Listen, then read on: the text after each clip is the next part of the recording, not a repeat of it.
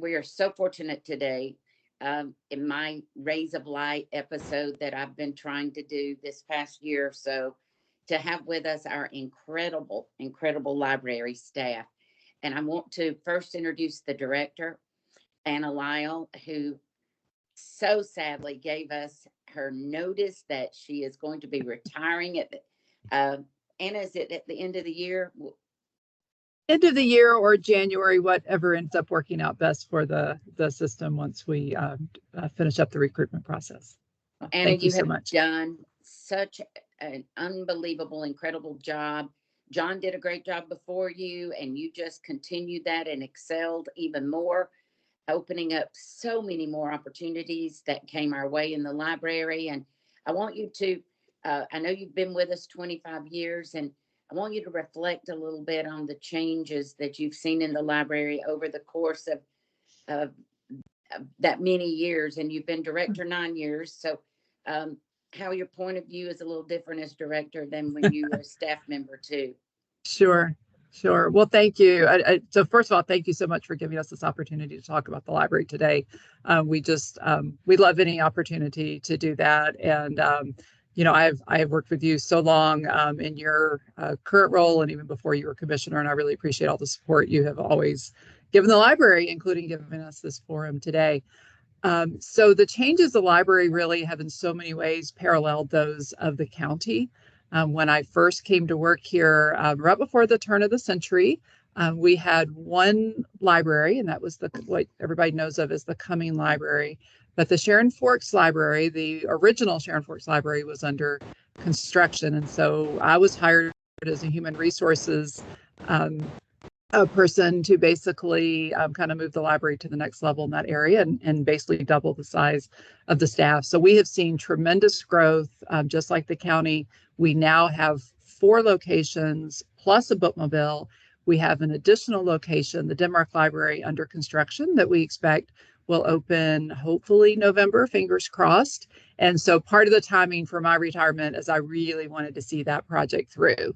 I started that project with the former director, John McDaniel, in looking for land in July of 2014. So if you can believe it, the first conversations with the school system about purchasing that land were actually before they had even purchased it. So it's been a long process, and I'm thrilled to be part of that. We've had, with the extra buildings, we have gone from a very, very skeletal staff to 128 employees that work either at our branches or at our administrative offices that support the branches. And you'll meet a couple of those people in a minute. And then, libraries, even before I came here, were more than books, but we've just seen a tremendous explosion in the types of services we offer, the roles we play in people's lives. I really take pride in how responsive we are to the community. We have all sorts of processes in place to make sure we get community feedback. And so we've expanded our materials collection to reflect the community. We've expanded our services. When I first came here, we were very focused on preschool services, which we still have a tremendous amount of preschool services, but we now have programs for all ages, whether it's teens, adults, seniors, babies, literally babies. We have a Books and Babies program. So the breadth of what we do is just so much larger. And increasingly, we see the important role of our buildings as community gathering places. So, we have people who come here regularly and they never check out a book, but they're there to rely on our spaces and our staff assistants, our business resources. And so we could go on and on and on, but growth is the word for this county, and growth is the word for what we've seen in the library system. Well, you do an incredible job, and I want you to introduce your staff before I start asking questions. All right, thank you so much. So we have 2 administrative staff with us, Kim Otteson, and I don't know where she's appearing on everyone's screen. Kim, if you would wave, she is our programming manager, and Kim oversees all the programs that happen in our entire system, whether it's a children's program or an adult program. And she doesn't directly supervise the people who do all those things, but she works with them and coordinates with them and looks for continuity across the system and efficiencies across the system. And it's her job to do really big things like our summer reading program. And then we have Leslie Marinelli, who is our communications manager. And Leslie makes the rest of us all look good. She worked really closely with Kim and the branches on launching not just summer reading, but just everything we do and making that appear the best to the community. And anyone who's watching this who wants her to come talk to their civic organization or other organization, she is always pleased to do that. And then Ross Garricky is the branch manager of our Hampton Park Library. And I asked Ross to join us today because Ross is the manager of Hampton Park, which falls in District 4. And I know you've interacted with Ross a lot on many times. And Ross is known as the voice of FCPL in some ways. We see him in a lot of places. But anyway, this is a great team to talk to you about all that's going to be going on this summer. Let's talk for just a second. And I get way off my questions, but just how far Hampton has come and all those lean years, and share some of the numbers, since most of my viewership, I really don't know where all they're from. I think I know they're countywide, but most of them are in North Forsyth. So let's talk a little bit, Ross, about Hampton and just how far we have come at Hampton. Sure. Yeah, that's been one of the exciting things about working at Hampton Park. I've worked up here for over a decade, and it's been really exciting to see how it has grown. Yes, we came from a relatively quiet branch to one that serves a much larger population. As the population up here has grown, as we've been discovered. And it's been fun to watch a lot of those changes happen. When we started, we had trouble. When I started up here, we had trouble maintaining a regular book club. We would just not have enough people attend. We had trouble maintaining regular teen programs. And of course, now we have great turnout to our teen programs. We have lots of wonderful teen volunteers. We have a book club that's very successful for adults, and that turning around that adult programming has been really exciting too. Yeah, we've got a great turnout for our preschool kids, as we always do, but it's been awesome to see all of the growth that we've had in the other age groups. We also, maybe it was, I don't know now, 5-6 years ago, we added a Spanish language collection, a small one, but we do have a number of Spanish speakers in the area as well. So it's been exciting to watch all of that growth happen. And our turnout for some of our programs is very large. We've gone from having, maybe around 10 to 15 regular sort of kids come to some of our story times to upwards of 40 to 50 in the last year. So it's been a very exciting change. It's been a lot of fun to be a part of. It was, so I got in on the action. This is a good segue into summer programs. So last year, my daughter carried my 2 4-year-olds to the clown. I don't know what his official name is, but to the clown program. Well, she gets there, and of course, she was probably 15 minutes early at the most. And she was and the kids were all ready for it and excited. And they were 3.5 at the time, I think, 3 and 3.5. And she calls me in just a panic. And she works in the DA's office. She's an assistant district attorney. And she had pleadings that she had to do online that same morning. And she had it all planned out. Well, she couldn't get in. It was literally people out the door. And she said, Mom, I'm bringing them back to you, but you're going to have to carry them because they have got their hearts just set on going. I mean, on Saturday morning I think she was trying to go to the first one at 8 or 9, whenever it was. I wasn't exactly on go ready. So I rushed and just threw on clothes, threw on mascara, jumped in the car. And when I got over there, I thought, oh my goodness. I didn't think I was going to be able to make the second. And we were there, 30 or 40 minutes, maybe 45 minutes before the next program. And we did get in, and it was such a wonderful program. And the kids loved it. And we're so engaged and such a part of it. And it just made me so proud of, that it's not just that we're there, but we're there for everyone and all ages. And it just, I don't know, it makes you see it, I've seen it from the budgeting side. I've seen it from my rentals, renting of books and doing audio books and doing the not renting, paying, loaning, lending of books. And I've tried. My daughter gave me a Kindle, and I learned about your program. And in fact, I approved a reading just last night. That I was on a waiting list to get the book, and I thought it is such a wonderful thing the way y'all have adjusted. And I just want to talk about the summer offerings for a minute, but I want to brag on y'all for rolling with the flow and changing with the tides, and really being who would have ever thought that Sharon Springs would be, and it's not just Sharon Springs, but just the different dialects, the different, how many languages you have, the programs and the variation in programs. I was touring at East Forsyth High School a couple of weeks ago for a couple of hours, and they are like at 28% Hispanic. So, it is we have to be ready to go. I mean, we have to be ever changing. And, I feel that's the way we should be as a government.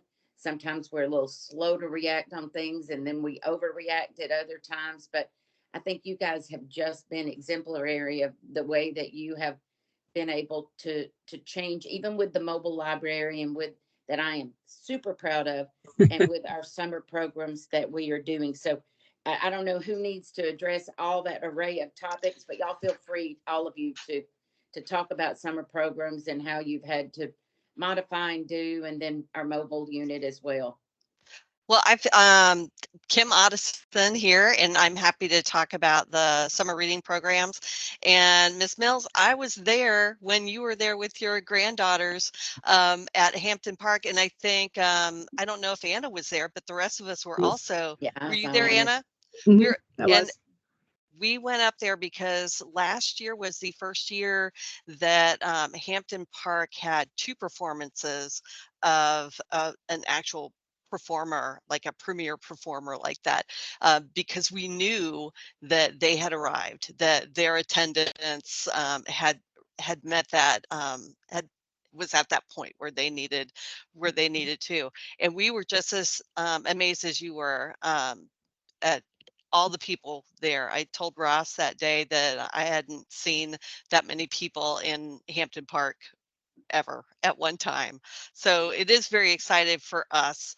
And the performer that you saw was Louis Comedy Circus. And we are going to have him at some other live, not at Hampton Park this year, but he will be a performer throughout our system this year. So, and just talking about other performers, we have some really awesome ones that people count on every year. Ken Scott is a magician. Arthur Atzma, another magician. Either one of those, we advertise them for children, but really they're amazing for all ages. We see the adults, the grown-ups who are accompanying their children enjoy those performers just as much as the kids do. And we always have wildlife programs every summer. We have wildlife programs at every single branch, and we will definitely have those again. Our theme this summer is Adventure Begins at Your Library. And we want all of our patrons to feel like you were talking about, like you had an adventure with your Kindle, that you discovered that you could get books on, at home in the comfort of your home. So adventure means different things to different people, and we want people to understand that they can find those adventures in the pages of a book, or they can find those adventures in our programs, or they can find those adventures by following our bookmobile, which Leslie will be talking about later. But summer reading, actually, we have pre-registration for it. It starts tomorrow, May 1st. You can't really log any books, but you can start to join our excitement on May 1st. And summer reading will start on May 23rd, which is the last day of school, and it will go all the way through July 31st. And it's so important for us to put so many resources and so much energy into summer reading, because we really want to support our families, to support their children and prevent summer slide, which is when kids just forget how to read over the summer. And the best way to do that is for them to read fun and engaging books that they've chosen themselves, and to have a summer reading program that offers prizes, incentives, and programs. The programs really draw people in. And once they're there, we find that they check out a lot of books on those days when we have programs. And we always get a lot of new cards. People come in and they are not library patrons, but they leave library patrons because they come in for the programs. They don't realize everything we have to offer. We still have people asking us how much it costs to join the library if for a Forsyth County resident, and they're always so pleased to discover it's free. So all of our programming is free. That's really important to us at the Mhm. library. And we have programming for all ages, because that is, as Anna was talking about, programming used to be focused on preschoolers, and we really make an effort to have offerings for every single age. We want everyone to come and enjoy the library. And I love it that it is free. I hope that never, ever, ever changes, because I love the idea that when people walk in the library, they're all the same, and there's no, it's a level playing field for everyone to let their imagination just flow, and, to learn. And I just think it's wonderful what all is offered and that it is free. I hope that this and many other people will try to help get the word out more and more, that this service is available. So let's talk about, um, where can they go to look to find out, what programs are available and sign up. Can they sign up ahead of time, or do they sign up the day of? Well, they can pre-register starting tomorrow, and their best bet is to go to our website, which is forsythpl.org, and they can go to our website, and we'll have a banner that will say summer reading, and they just have to click on that and they'll get a lot of information. There'll be a link to all the programs for the summer. There'll be a link to signing up, and everything you need to know is on our website. So hopefully people will start there. If they start in our library, we love that too. We love to see people, and we will be happy to spread the word and provide people who love paper um, with some information for them for summer reading too on how to get So if they started. don't have internet service, they can just drop by and y'all can give them Oh, the of course. information. You can help them sign up. So, Tony wrote something about that last year you had fun with all the buttons. Will you Yes. be doing that again this year? Tell me about the buttons. Okay, we love buttons. Last year it was a kind of a new thing that we did. So here one of them is really tiny for this year. This is the Adventure Awaits button. But last year, as an experiment, we've never done it before, we decided to give incentive prize buttons to students. And we were just trying to see, like, maybe this would incentivize them to continue on if they would want to collect all of them.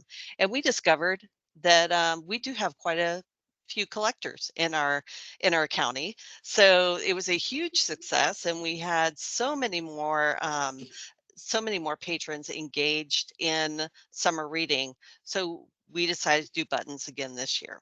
So the buttons are all redesigned. They're super fun, and we used feedback that we received from our patrons who had said that they wanted more point-based buttons because you get points for reading. So in addition to the 100 and the 250 and the 500, which that's where we ended last year, because at 500 points you get a free prize book.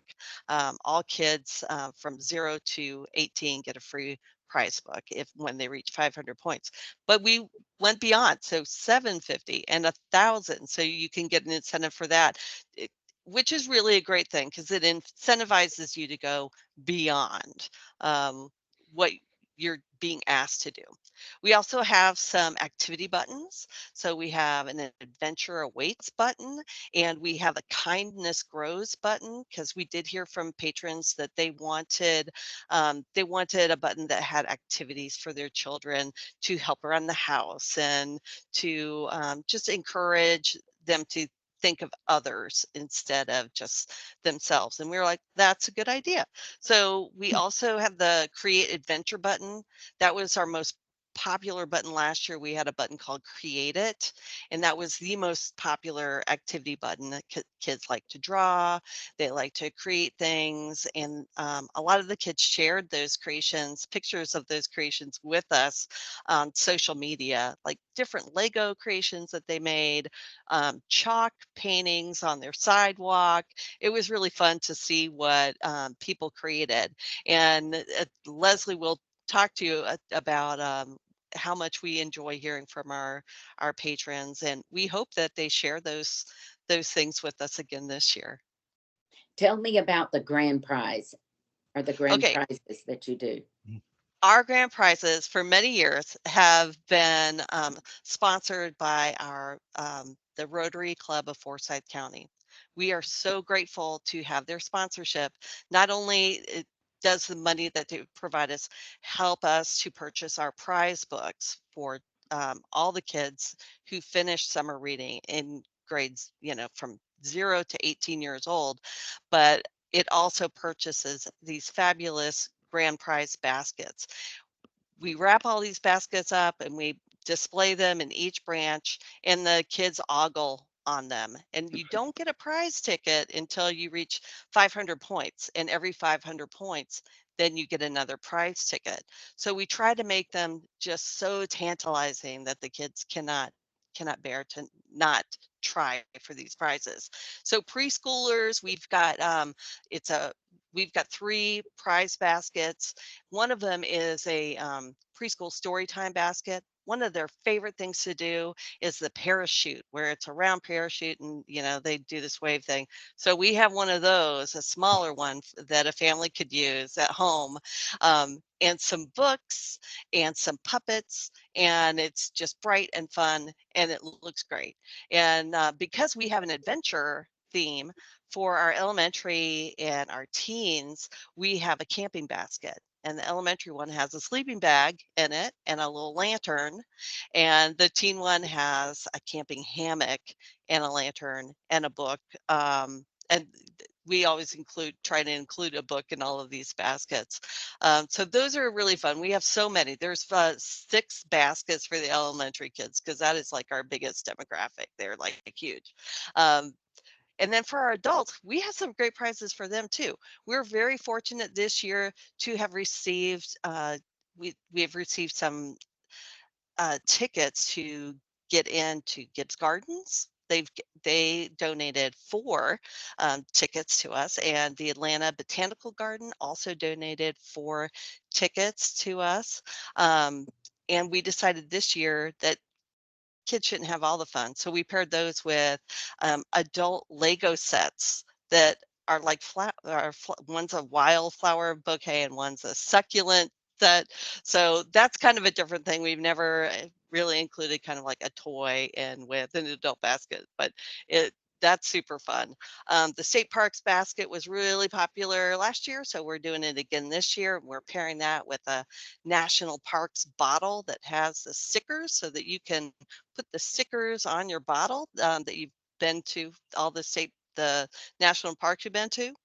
And again, new this year, we have a basket that includes 4 tickets to the coming fair coming up this fall. And we think that'll be really popular as well. Well, if you ever need another sponsor, I'm certain North Forsyth Rotary Club would love to at least take on Hampton and be able to help with that in their district. So that would be wonderful. So let's thank you for all that information, Kim, and let's shift and talk about the bookmobile for a minute. I love the bookmobile. I cannot wait until old historic Mac School gets open, because I think that we're going to be able to show what the bookmobile can do with programs when we have it be able to pull up and do the programs inside that old school with the stage. And we can seat about 100 people around. I think we thought we could seat 100 around tables, so we could probably do maybe 150 without the tables. So it's a good size. It's the lunchroom of the old school, and it's got a very quaint.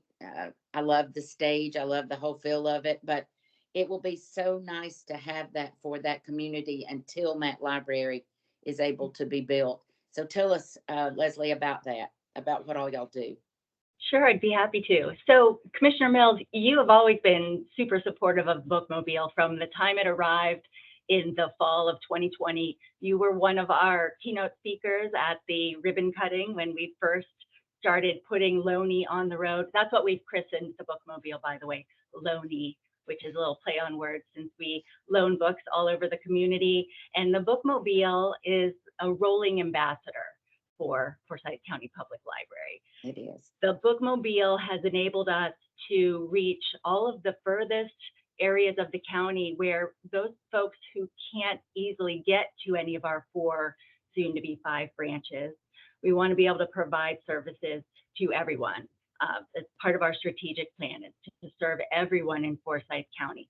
So in the 4 years or 3.5 years that Loney has been on the road, we have grown her schedule to 28 Bookmobile stops a month. And Wow. she goes all over the county. Some of the most popular stops in your district are Chattahoochee Elementary, which we do every one Saturday a month, and the next one will be Saturday, May 11th at 11:30 a.m. And that's a really special stop in your district because we partner with the Place and their mobile food pantry is there. And we also partner with Forsyth Community Clinic. So that's a great stop one Saturday a month. Wonderful. We have another stop in District 4 at Chestatee Elementary once a month. That's always on a Tuesday afternoon. And the next one will be Tuesday, May 21st at 3:30. And then I was told by Georgia Highlands, they're trying, you know, that little community building that's very old, that's next to Chestatee Elementary, that the school system owns that. And they're trying, Georgia Highlands has got the clinic already inside Cumming Elementary, and they're trying to do one there. So they're trying to get the grant. So that'll be another great location if that occurs. oh, that would be wonderful. There are so many places that we're still trying to reach. And, you know, with the Bookmobile, it can be challenging because we have to be able to fit her down some of those narrow roads and be able to park and turn around and follow all the safety codes. So that's challenging. But we have really wonderful partnerships with the Forsyth County schools and with our counselors. So we've always got our ear open for where there's a need in the community and where services are not happening, where we can fill in and meet them. And speaking of which, we have a really, really fun opportunity this summer with the Bookmobile. We're trying something new. It is a countywide scavenger hunt using the Bookmobile. We're calling it Where's Loney, and it's going to take place on 7 different Fridays throughout the summer. And what we're going to do is place clues on our social media accounts every week. We are at FOCO Library on Facebook and Instagram. And so we're going to encourage our patrons to check in on our social media accounts and try to solve the clues and figure out where the Bookmobile will be every Friday from 10 to noon. And one of the, I can't give too much away because I don't want to ruin the fun for people, but there's going to be a really special stop in your district on Friday, June 14th, and it's a bilingual story time. Oh, wow. Yeah. My daughter, and I thought she was very, I think it's the way our whole county is, but the library they use becomes the one that's near and dear to their heart. Yeah. And she was like, Mom, you've got to tell Mary Helen, Miss Library, you've got to tell her that I don't care what programs they're having at Sharon Springs. I just want to know about Hampton. And I don't like having to go through everything to find Hampton. I want to be able to click on Hampton, see what's happening at Hampton, and go to Hampton.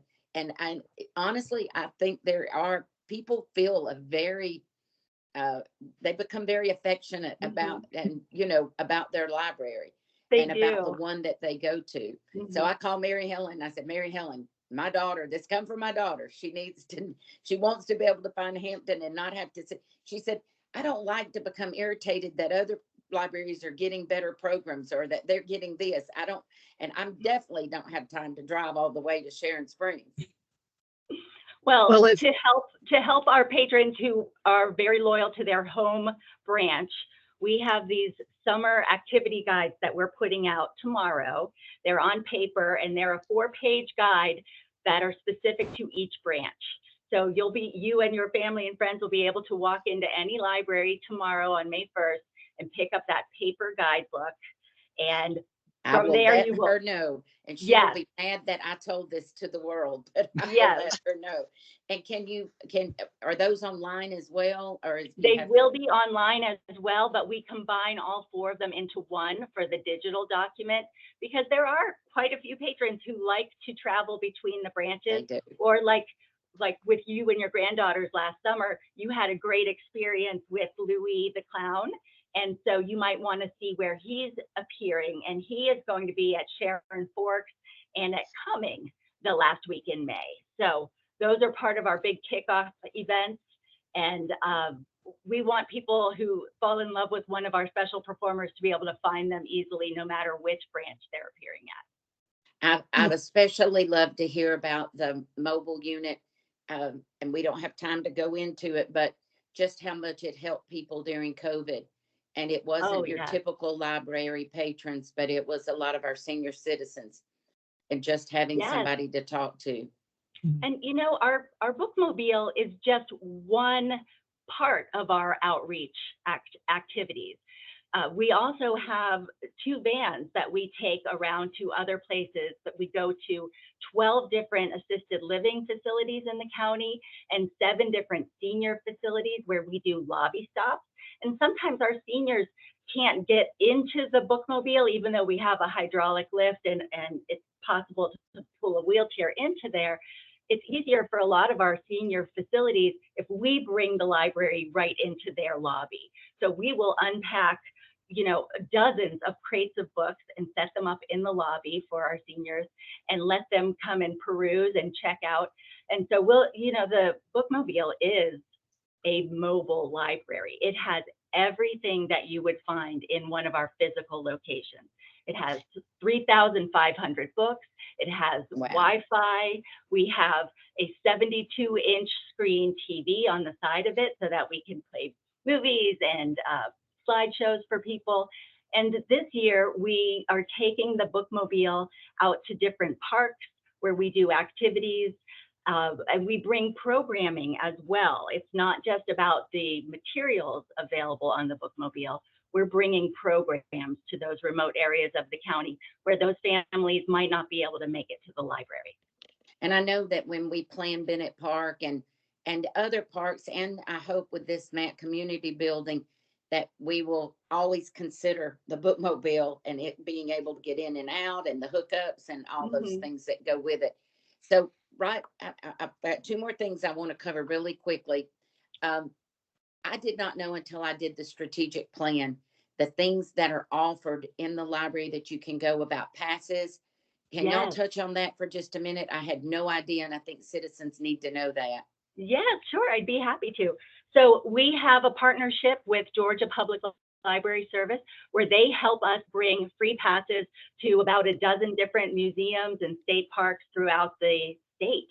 And so you can use your library card to check out passes from places like the Chattahoochee Nature Center, Zoo Atlanta, Alliance Theater, all kinds of places.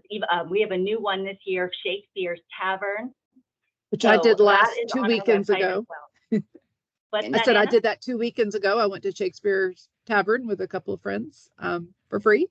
Oh, that's great. Yeah, the passes are completely free. You just need your library card to check them out.